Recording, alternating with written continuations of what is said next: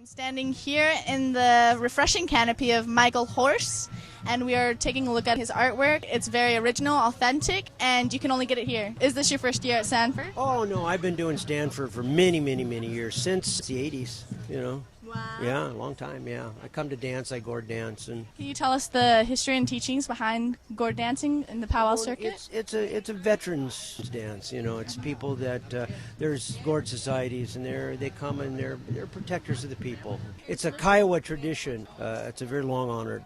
Have you danced in other categories? Yeah, I used to be a traditional dancer a long time ago, but I don't dance too much. Very nice. Yeah. Very I nice. don't move like I used to. I keep thinking I'm going to dance again, but Can you tell us a little bit about your art and what inspires you? I'm basically a silversmith and a sculptor. I am an alumni of the Indian Art Institute in Santa Fe, and Alan Hauser was my teacher for sculpture.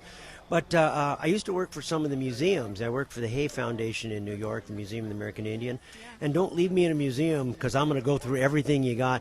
And I look in their archives and I see this tribal art called ledger art. You know, it was all put away in their archives, and I was fascinated by it. You know, I went, this is our history from our point of view. So I used to do just a couple for myself, you know, because I couldn't afford any of the old ones. And then there were a few customers, and now I've been doing this for over 35 years. You know, we used to paint on hide. That was our history book, our calendar. We could roll it up, take it with us. There would be little pictures of certain things that would happen. Important things like a migration of the people, things, meteor showers in the heavens, and season, you know, battles, you know. Then we're put on the reservation, you know, a lot of the buffalo, they're gone. We're allowed to hunt like we used to, and we started to get hold of scrap paper. It's called ledger art because most of it was done on the pages of ledger books that took records of goods and commodities that were brought to the forts, settlements, and to the reservation itself. But any piece of scrap paper, it started about 1860, but most of it was done late 1800s, early 1900s. You know, and I kind of recreate that. Like, this is a map of the Dakotas before it was split up into two states. These are actual Carlisle Indian School papers, 1910 when Jim Thorpe played. And these are very famous Native American baseball players. This is a baseball card of Chief Bender, which was a real famous pitcher that played for New York. You know, he actually invented the slider, you know. So this is our history book, you know, and it's interesting doing this for so many years. I've learned a lot about history in general. Like, I was painting on something from the same time as the Battle of Little Bighorn. And I realized that when that happened in the East, the Civil War had been over for 4 years. The Brooklyn Bridge was built.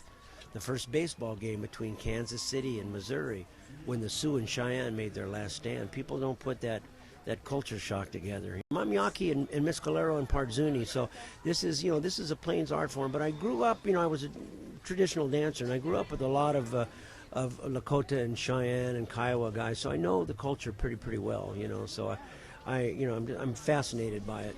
Could you tell us a little bit about your silversmithing?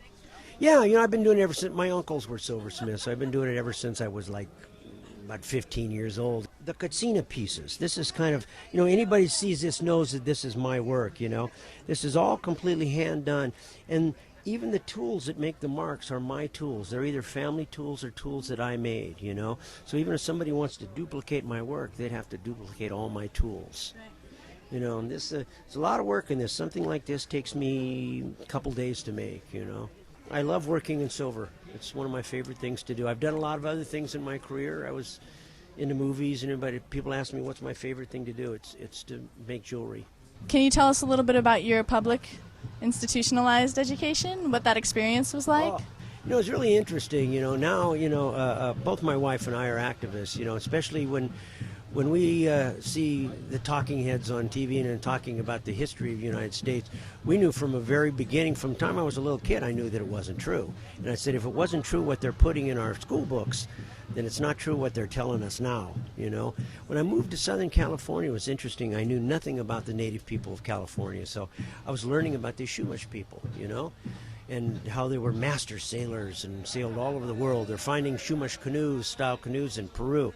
So my kid brings home her school book, says Balboa discovered the Pacific Ocean. So I go to her teacher, she's in grade school, and I said, what, these people never noticed the ocean? They never, oh, I didn't see that, thank you, you know. I said, that's just wrong, you know. And the whole histories of the missions and things that I was taught. But I had a real hard time with the school system here, you know. It's starting to change, and they're fighting it now. They're trying, in Arizona, where I'm from, they're trying to take all the native study books, you know, out of the school system. Those were given to us in our history books, you know, about occupying and about conquering and all that stuff, you know. And as being an indigenous person, I had to stop. And even a younger person, I go, what does that mean? What did you do to us?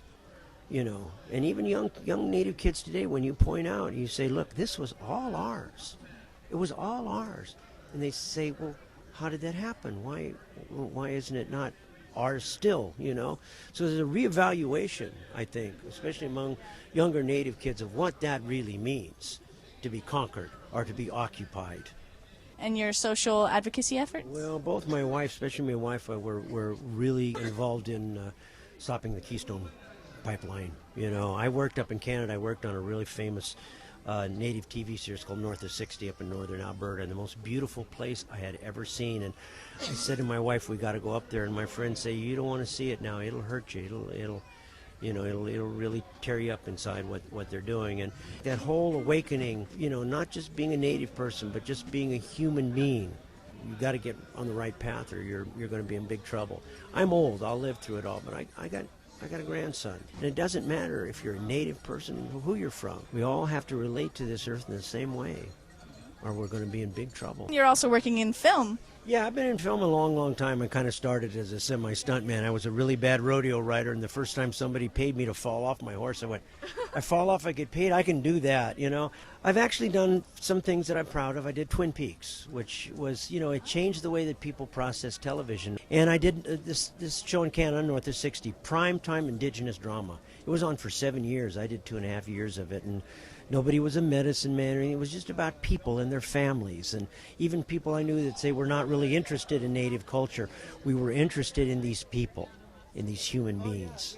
Digital film has changed things. You know, now it's back in the hands of Native filmmakers. You young people, I'm seeing you take these cameras out and documenting your problems on the reservation, your problems with substance abuse, and talking to your elders before they pass, and getting your ceremonies down and archived. So I'm really excited about where that's going.